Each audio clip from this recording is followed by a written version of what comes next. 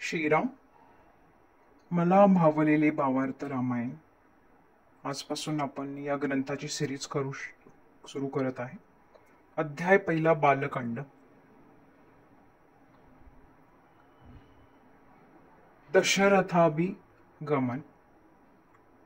श्रीराम, श्री स्वामीजी प्रथम त्या आदिपुरुषाला वंदन करतात, नंतर आपल्या कुलदेवतेला वंदन करून मग सकलांचा उद्धार करता सोहमध्वनी हनुमंताला वंदन करतात. त्यानंतर ज्ञान आणि विज्ञान हे ज्याचे रूप आहे, देवता वसंत जनांना विनंती करतात की आम्हाला शक्ती प्रदान करून ही रामकथा परिपूर्णतेकडे घेऊन जावी असे आवाहन करतात. इथे स्वामीजी मानवी जीवनाचा आध्यात्मिक विकासक्रमच विशद करतात, जो कुलदेवतेपासून सुरू होऊन थेट अतिमानसापर्यंत परब्रह्मापर्यंत कसा पोहोचवावा याचा जणू या रामकथेद्वारे आलेखच इथे म्हणतात. गणेश शारदा संत जन वंदन. हे गणेशा, तू अनादि आद्य वेद आणि वेदांचा प्रतिपाद्य आहेस. तू वंद्याचाही परमवंद्य आहेस. तुझे रूप हेच परम स्वरूप स्वस्वरूप आहे. मग ही भ्रांती कशी काय? तू निराकार निरावयव आहेस. जसं आत्मावस्थेतील जग असते तसे. हे सरस्वती माते, तू स्फूर्तिदायक हंस वाहिनी व माझ्या हृदयात आहेस. तू अगाध तत्वरूपी आहेस. अव्यक्ताचे व्यक्त रूप म्हणजे तूच आहेस. ही सर्व कला शास्त्रे तुझेच रूप आहेत. संत सज्जनांच्या हृदयात तू रसरशीतपणे दुथडी भरून वाहत असतेस. त्याच रसरशीत तोरणांची ही रामकथेची नौका तू आता पैल तीराला घेऊन जा. सद्गुरु वंदना. द्वैताला मोडून अद्वैताचे जे अधिष्ठान आहे, जेथून ओंकार निर्माण होतो, ते ओंकार स्वरूप म्हणजे माझे सद्गुरु आहेत, जो आम्हाला स्वानंदाचा सतत बोध देत असतो आणि तोच आमचा विसावा आहे.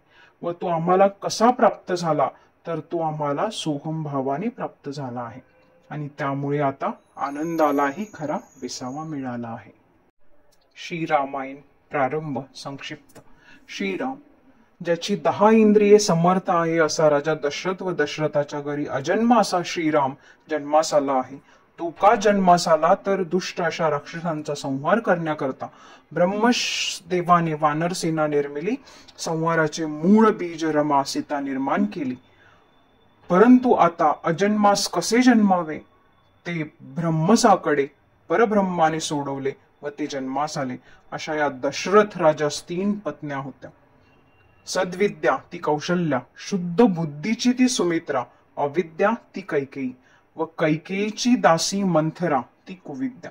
असा हा दशरथ संतती नव्हती म्हणून दुःखी होता, कामीरत होता, परंतु तो योगी, ज्ञानी व विरक्तही होता. साधकाच्या दृष्टीने आपण याचा अर्थ पाहूया. आता ही रामकथा म्हणजेच माझीच आत्म्याचीच कथा आहे. जो अजन्म तो जन्माला यावयाचा, याकरिता दशरथ हवाच. तर ज्यांची 10 इंद्रिये समर्थ आहे, शुद्ध आहेत व ऊर्ध्वमुख आहेत, अशाच देहात तो राम जन्माला येईल. म्हणजे असेच व्यक्तित्व आत्मस्वरूप पाहू शकेल व अशाच व्यक्तित्वास देहास दशरथ म्हणावे. आणि तो जन्मास कशाकरिता यावा, तर त्या व्यक्तीच्या म्हणजे साधकाच्या अंतरंगातील अज्ञान, अंधकार, दुष्टपणा यांचा विनाश करण्याकरता ते आत्मस्वरूप प्राप्त व्हावे. व असा साधक म्हणजे इथे दशरथ सतत भावतो की मीच ब्रह्म आहे, म्हणजे सोहम भावात स्थिर आहे. तेव्हाच तो आत्माराम साधकाच्या ठिकाणी प्रकट जन्मास येतो. आणि अशा या साधकाच्या ठिकाणी 3 कर्मसंस्था म्हणजे राण्या असतात. 1 शुद्ध सत्वगुण प्रधान म्हणजे सुविद्या, तिलाच कौशल्य असं म्हणूया. 2 सत्व रज मिश्रित अशी बुद्धी, सुमित्रा. 3री राणी तमोगुण प्रधान अशी अविद्या, कैकेयी. व या अविद्येची सखी म्हणजे कुविद्या, मंथरा. अशा या 3 संस्था सोबत राहून साधकाला म्हणजेच दशरथाला आपला आध्यात्मिक प्रवास करावयाचा असतो व आपल्या ठिकाणी तो आत्माराम अवतरित करावयाचा असतो. म्हणून कर्मीरत राहुनी आपल्या साध्य व साधनेकडे अत्यंत जागृतपणे लक्ष ठेवावे लागते. आणि म्हणून तो साधक दशरथ कर्मीरत राहुनी योगी, ज्ञानी, विरक्त अवस्थेत राहतो व अशाच साधकाच्या ठिकाणी तो आत्माराम प्रकट किंवा व्यक्त होतो.